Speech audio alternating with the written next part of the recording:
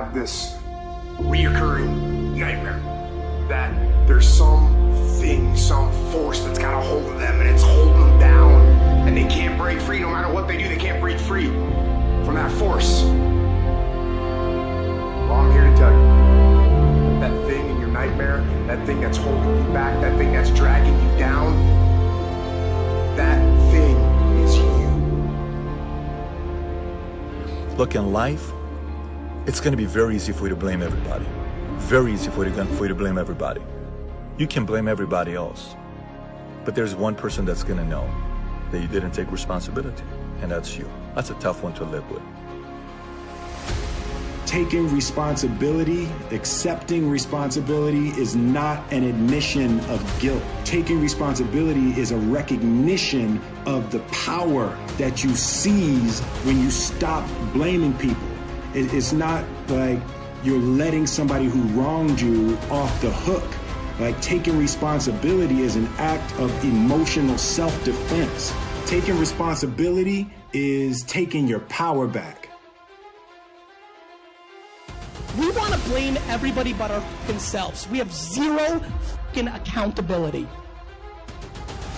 You have subconscious bias. Deal with it. Period. Don't allow your emotions to control you. We are emotional, but you want to begin to discipline your emotion. If you don't discipline and contain your emotions, they will use you.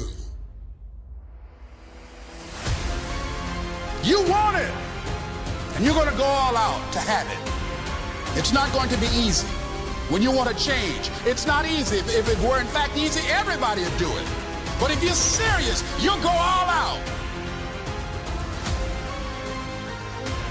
There is no excuse for not living up to your fullest potential. No excuse. I told you, I didn't get a new daddy. I didn't get a new mama.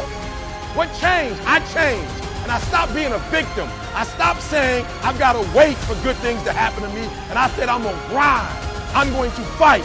I'm going to work. I'm going to press toward. I'm going to learn. I'm going to do everything in my power.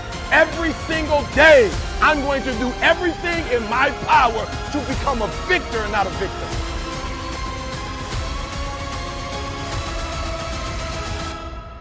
And let me tell you what happens with accountability. You get real happy. When you feel that there's no other source controlling your shit, all of a sudden it gets happier.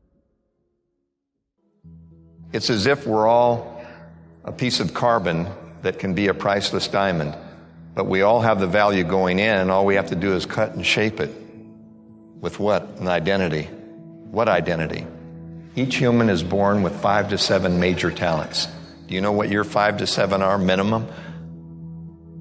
The ability to hold a scalpel steady is inborn. Tweezer dexterity is inborn. Finger dexterity is inborn.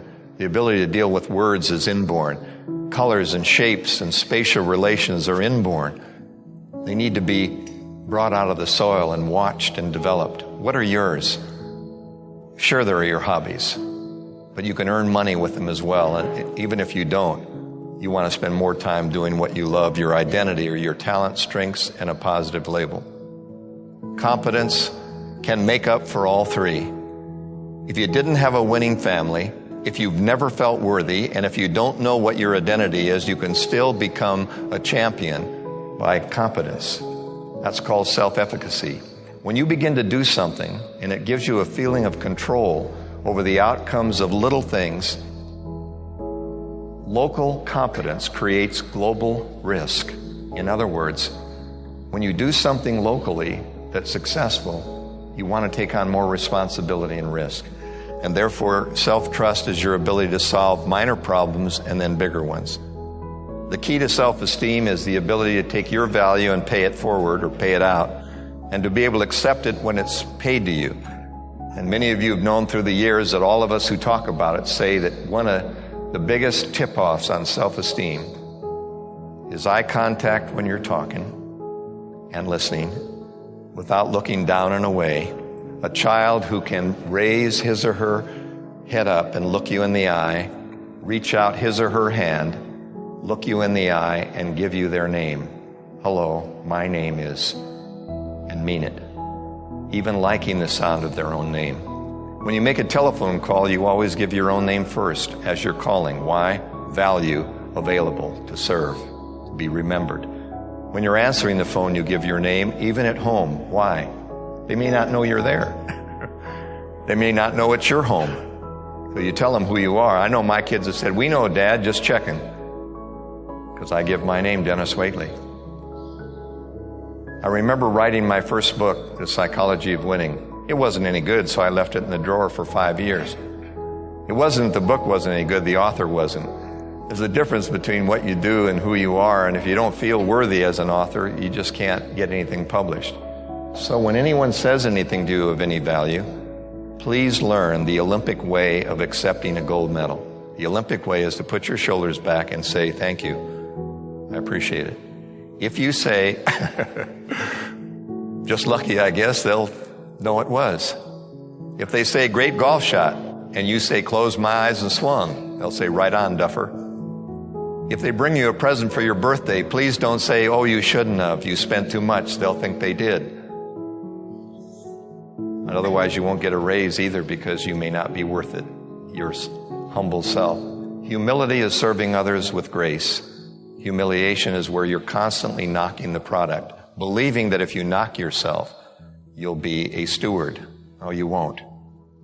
People always listen to the way you explain yourself, the way you talk about your problems, the way you communicate. It's a tip-off. Self-esteem is the ability to pay value forward and accept it graciously when paid to you. And a lot of it has to do with the way you talk. So you can accept it comfortably. You can praise and critique performance without feeling rejected. You can reinforce good behavior and boost it if it's a failure. Being clean and neat is a tip-off. People who hurt themselves don't like themselves. People who help themselves like themselves. Eye contact, communication, and positive self-talk. As you are in your physical form, when you know what you don't want, you are launching a rocket of desire about what you do want. And that vibrational emission is transmitted from you and received by your inner being. And your vibrational reality is expanding. We call that your vortex. We want so much for you to accept it as something that is real and something that is now, especially since it's where your inner being is. Your inner being standing there as the never-ending, always in the moment culmination of all that your life is causing you to be. So that vibrational reality is vivid, but the most important thing that we're wanting to say about that right now is that that is your most powerful point of attraction. Knowing what you don't want may be what you and your human thoughts are thinking most about. But this vibrational reality that you have been and are generating, that's really what is most powerfully being responded to. We have said over time that that point of attraction is millions of times more powerful than what you're giving your thoughts to right here, right now. And that's why we can always say to you with absolute certainty that the well-being is dominant and will always prevail. But there is a question about how much you torture yourself in any given moment in time as you focus upon a now reality rather than focusing toward the solution reality. You cannot focus upon a problem and a solution at the same time, but we are not asking you to do that. You came knowing that you would focus upon what's happening around you, knowing that by knowing what you don't want, that there would be a culminating within you, a vibrational launching of clarity of what you do want. And you knew it was a good idea. You did not say, "I'll go forth and be surrounded only by things that please me in every moment, and therefore my vibrational offering will be easy because it will just be a knee-jerk reaction to what I'm observing." You said, "I'll go forth into this new environment, into this always new environment, physical environment, ever-changing environment. And as I focus there, I will continuously, steadily launch rockets of desire. And those rockets of desire will really represent who I am. You knew that before your birth into this physical body. And so we want to remind you that that is really what's going on. This vortex version of you, this non-physical version of you, this preceding version of you, this getting ready to be ready to be ready to manifest version of you. This is pure positive energy, and your inner being is focused there. Source energy is focused there. And the well-being, the collective well-being of the collective consciousness of your planet right now has caused this vortex to vibrate and summon with such power and clarity that as you are able to just get a whiff of it and turn your attention to it just a little bit, you will feel not just relief from focusing in opposition to the larger part of you, but you will begin, if you stay there for just a little bit, to feel your momentum join the momentum, the vibrational frequency momentum of this enormous flow of well-being that is happening around your planet.